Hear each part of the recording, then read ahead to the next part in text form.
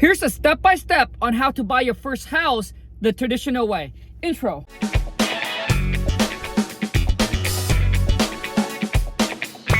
Let's go get this money! For those that don't know me, my name is Khang, also known as King Khang. I've been a real estate investor for 10 years. I wholesale houses for the past 5 years. What that is I put property under contract and I sell that contract over to someone else for a profit. Step number one is you need to go to a local community bank and connect with a banker and ask them to give you a pre-approved letters. Now listen, you don't want to work with the big bank. You don't want to go to Bank of America. Small community bank, they'll take good care of you and they'll get it done a lot quicker. The reason why you need that pre-approved letter is because now you know how much you are approved for, so you don't waste a bunch of time looking at houses that you know you cannot afford. So that pre-approved letters will allow you, all right, once you submit an offer, the agent will take you much more serious because they know that you already been pre-qualified, that you're ready to go. So that is the first step that you need to do. So what are some things that you need, all right, to be approved to go buy a house? Well, number one is you need to show that you have 2 years of income, all right? So if you work for someone or if you have your own business, you need to show that there's 2 years of tax return, okay? The next one is that you need to have a decent credit score. So if you are a first-time home buyer, which means you never bought a house before, and this is gonna be your first house, all right? Then you can qualify for an FHA loan. With an FHA loan, you only need to put 3.5% down. So $100,000, you only need $3,500 to buy a $100,000 house. And your credit score, I think the lowest, but you can Google it. I think the lowest is your credit score can be around 580. But obviously the higher your credit score is, the better interest rate that you're gonna get. But to be safe, I think you might want to sit in around that 600 and something. And this is something that your banker will be able to tell you where your credit score needs to be, how much incomes you need to bring in to be able to qualify for X amount. And that's why it's so important to sit down with your banker to go through exactly what's needed and what are you looking for and how much do you need, all right, to actually get qualified for that amount.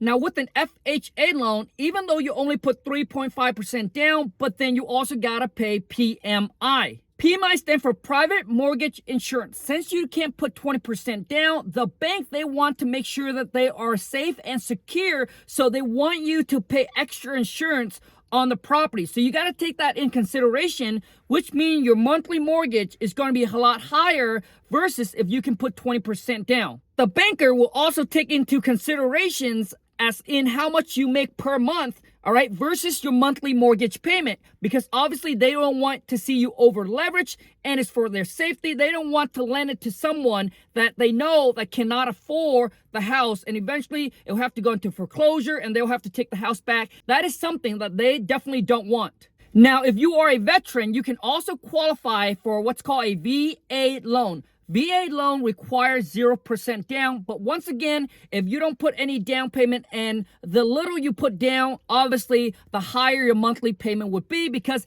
it takes the total loan amount, all right? They're going to divide it by 30 years and they're going to figure out how much your monthly payment would be. Now, as a real estate investor, my tip to you is that you want to put as little down as possible. You know, even though you can afford to put 20% down, I don't recommend that you put 20% down, even though you're going to save on PMI. But PMI is actually not that much. Consider what you were able to use that money for. You can use that extra money to invest in something else that can yield you much higher in return. So if I were you, even though you can afford the 20% down, go with the 3.5% down and then save whatever you have left and invest into something else that can give you a high return. And don't worry about the PMI because it's just pennies on a dollar. Since the interest rate is so low, I'm sure that you can use the money you have and invest into something else that'll get you much higher return than a 4 or a 5% that they're charging you to loan you the money to buy the property. Plus, what you want is you want reserve. You want a safety net. You want emergency fund. So even though you can afford the 20% down, and if you take all that money you got and you gave it to the bank because you want to do the 20% down because you don't want to pay PMI per month, Well, what happened if you lose your JOB the next month or 2 months or 3 months down the road? Well, guess what? Now you have no extra money, all right, to pay for the monthly mortgage and your cost of living. Now, guess what? Now you're putting yourself in a tight situation where you can possibly lose the house. Instead, if you would have put the 3.5% down, even though your monthly payment's going to be a lot higher, but you have reserve, which give you a peace of mind knowing that, hey, if you lose your JOB, you have the reserve to last you for 6 months, to last you for 12 months, etc. And within that time frame, it allows you, all right, to not stress out and be able to find another JOB or whatever it is, all right, to cover for the mortgage payment. I'm just sharing with you what I would do. You do what you want to do. Now that you have your pre-approved letter, here's the next thing that you want to do. You want to reach out to some realtors that you want to work with, okay? And you ask them to send you over all the listing that is within your price point. And then after you look through the listing, anything that you want, you just set up an appointment with that agent, and then they will go and show you the property. Now, the key to get a good deal, or especially in today's market where everything is super hot, where when a property goes on the market, it gets sold, it get overbid and all of that. The best way for you to get in it on it first and to get the best deal and to be able to get the house that you want to make sure that you can work with the listing agent. The reason why is because the listing agent, so typically when you list a property, all right, and when you sold the property as a listing agent, you get around 2.5% to 3% commissions. Now imagine if you work directly with the listing agent, okay? The listing agent gets the full 5 or 6%, because since you don't have a buyer's agent, okay, they don't have to split that commissions with anybody else.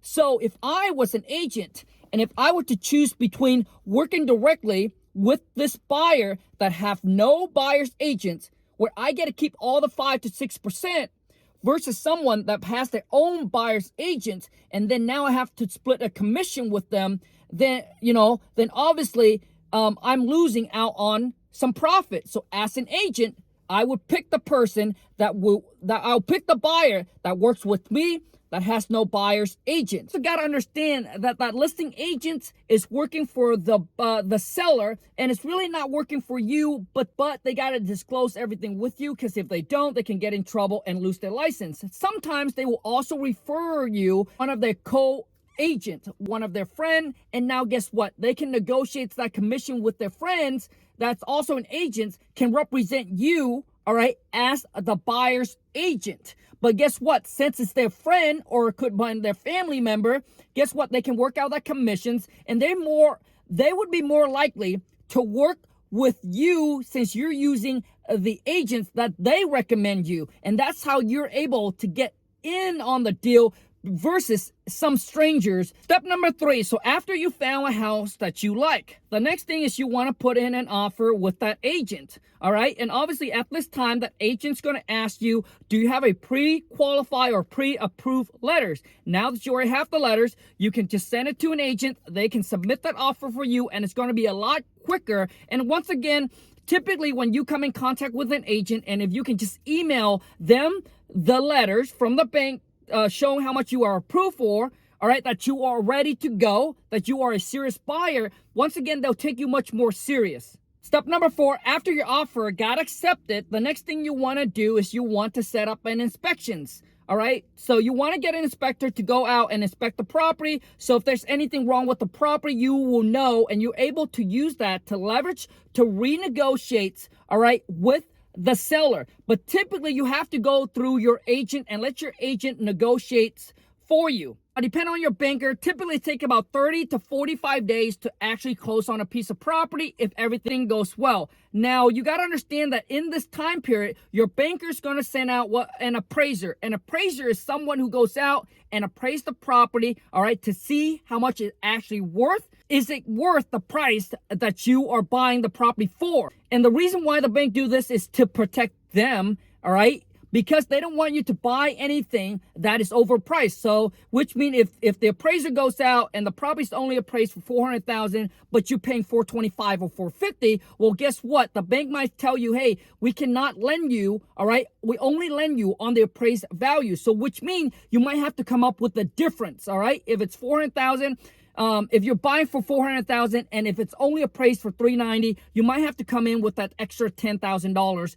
to actually get the deal done. In this market, that can happen, and it can happen a lot because people are overbidding on property because there's not a whole lot of inventory. Now, in the time frame of getting the property under contract, going all the way to closing, the bank is going to ask a lot of information from you. You have to send them over your tax return. You have to send them over your bank account, which means where is the money is going to come out of, which bank account is going to come out of, actually used for as a down payment for you to buy the house. So you got to show them that. And typically they'll ask for a 2 to 3 month bank statement because they want to make sure that that money doesn't just got deposit from somewhere else. They want to make sure that there is a transaction histories on your bank account. So typically this happens with a lot of Asian people or maybe people that are coming from another country. They typically stack their cash, they have their cash, and then they go and deposit a big chunk of cash in the bank, and then the bank will want to know, well, where that money is coming from. So when you're ready to go buy a house, make sure that you have your account set up properly. You want to make sure that you fund that account for that down payment to be in that bank account for at least, I would say, 3 months or so. So don't touch that bank account, all right, within that time period. Once you get the property under contract, they know which account the money is going out of. You don't want to touch that account, which means if you are planning to put $10,000 down, all right, it needs to show in that bank account until the day of closing. All right, that accounts need to show that there's $10,000 sitting in there.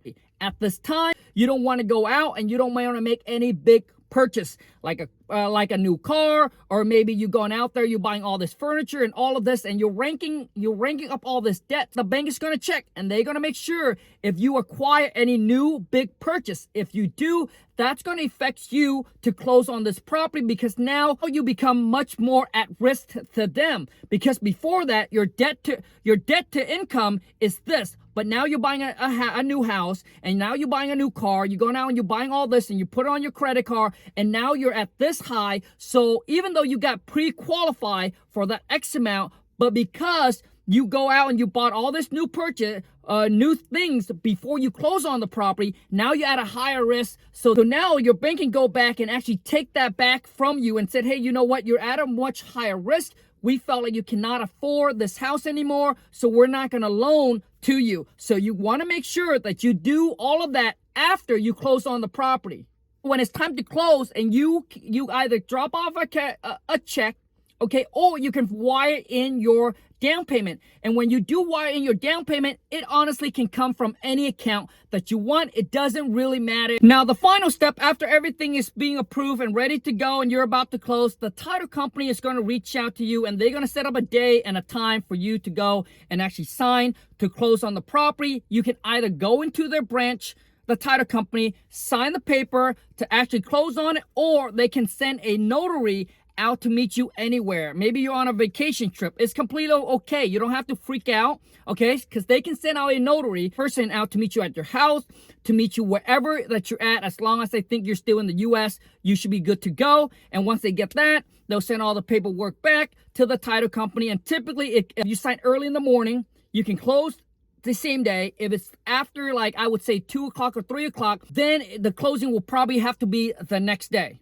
Anyways, I hope this video helped you out and give you some kind of an ideas of what it takes to actually buy your first house and everything that goes into it. Because I understand as a first-time home buyer, things can be very stressful and you don't know exactly what step to take or how to approach. So I hope that this video add some value to you, give you a little bit of guidance. So if this video add any value to you, please show your boy King Kong some love. Boom, smash that thumbs up. If you're new to the channel, boom, smash that subscribe button and comment down below and let me know if you're new to the channel. Also too, is make sure you turn on the bell notification so when I upload a new video or when I go live, you get notified. But my channel is mainly to teach you how to make money wholesaling houses. If you want to make between $10,000 to $100,000 per month wholesaling houses, which means you don't need cash, credit, or license to actually do this. I show you how to find rundown houses in your area or in your city, put that property up under contract. All right, now you don't buy it, you don't fix it up. Once it's under contract, you as a buyer, you have equitable interest. All right, which means now you can find someone else that wants to buy that property and you can sell that contract over to them for a profit. My typical profit assignment fee is $20,000 to $25,000. If that sounds like something that you're interested in, make sure, boom, smash that subscribe button. Also, too, is make sure you follow me on Instagram as well. Anyway, good luck on buying your first house. I wish you nothing but the best. Until next time, take care and ciao.